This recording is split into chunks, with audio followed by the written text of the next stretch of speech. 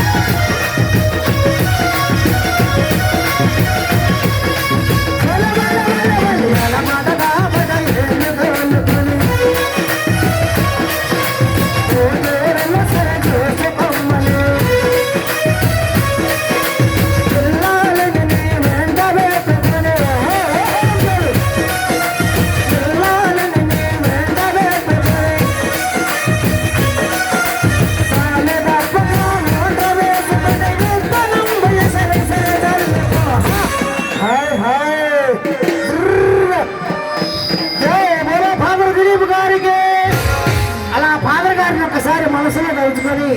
ఆ రైతులందరూ కూడా సేద తీరడానికి ఆ చెట్టు కిందకు పోయి అన్నం తింటున్నారు. ఆ భార్య వచ్చి అయ్యో నా భర్త ఎప్పుడో వెళ్ళాడు పొలానికి